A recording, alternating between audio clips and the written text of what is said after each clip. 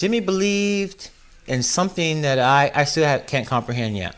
Okay, Jimmy's head was always out there. That's why he never talked to anybody, because most people would ask him, "Hey man, look, give me one of your socks or one of your shoelaces." You see what I mean? That's all people wanted him about for, or sign my autograph. Jimmy didn't sign autographs, did he? Yeah, he signed them, but he thought it was ridiculous. He thought it was ridiculous that people would come and get up. But then he had to find a bond between him and his fans. So in other words, what he really wanted to give, they didn't want or weren't ready for. So they just wanted the pieces. The showman. They want the showmanship, the extraordinary way he played guitar. Black Elvis. That's what. Yeah. The more freakish things he did, the more they liked it. Although after they left the concert, he was a great man, but as I talked to people, they kind of were not fulfilled and looking for the fantastic, if you know what I mean. Right. Well, I mean, how far can it's still only rock music, and he's still just a man. Yeah. He's not going to deliver anyone out there in the audiences. No matter what. Although, when I used to go to his concerts, he used to take me out of my body. He did.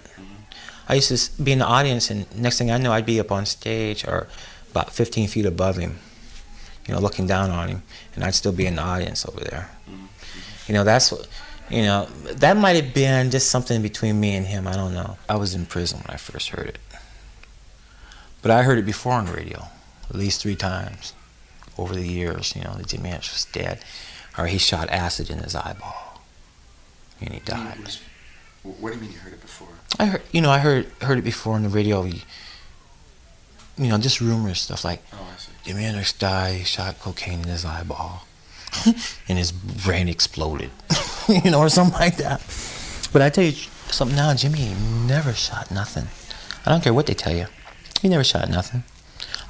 Ask the doctor that did the autopsy. They didn't find one prick hole in him. Didn't find one mark or anything. That's the truth. If you can ever get the autopsy report, it'll verify it right there. They didn't find one punch or hole on him, or one track or anything. Well, anyway, where was I at? That you heard on the radio. You were in prison. Oh yeah, I was in prison, and it was on the news, and I said, I had a feeling, though, this was it. The other ones were promotional deals. You can tell. And so some guy downstairs starts screaming out, "Jimi is there." And another guy says, "Shut up. His brother's right upstairs." So then my name came over loudspeaker, and I knew it was true then. I said, "Leon Hendrix, 562391, report to the chaplain." And that was it. And I called my dad up, and he tried to keep me cheerful and start laughing and joking about it. That's the way he is,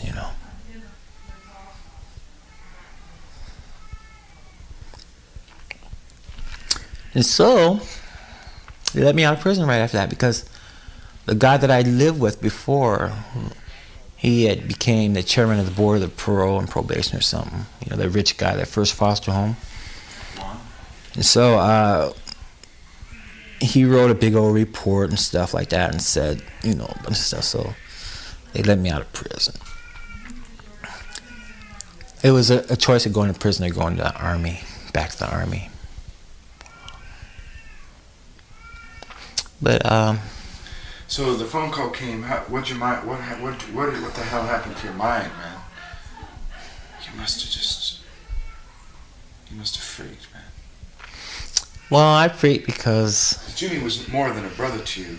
He was a brother, but he was a link to something else too, wasn't he? Something bigger. Yeah, he was a link to eternal life for me. He set me on the course to search. If I hadn't heard his music, I would never searched. I said, yeah, I believe in God. Big deal. He loves everybody. He'll forgive me for whatever I do and stuff like that.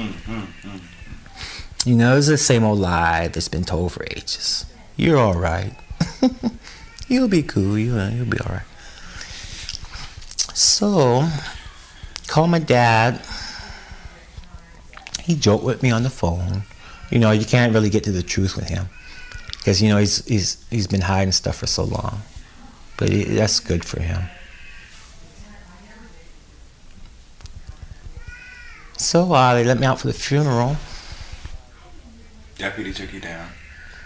Yeah, but there was they just let me go. They said they couldn't, you know, they were supposed to be there with security and stuff like that, you know. Yeah, you know who that Pearl was guarding you, man. Mm-hmm. As soon as I got out of the car, man, I just got mobbed by people and stuff, and they just lifted their hands up and said, well, big deal. They had an escape plan for me and everything. You know, I had a bunch of buddies out. You know, they had everything all together. They had the car, and it was like Bonnie and Clyde, man.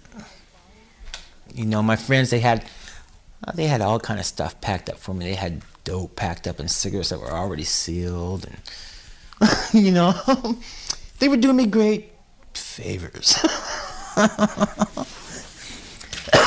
I told them, I said, hey, I said, don't mess with me. You know, I said, I'm at a funeral. You know, here all these guys talking about, hey man, we got it all together here. We're gonna take you out in this car and we're gonna escape. I said, for what? You know, I said, you know, for what? You know, I couldn't realize what they wanted me to get out for. To go back to, you know, tripping out with them or something like that. But they, you know, when a person is in that kind of life, that's what they think about.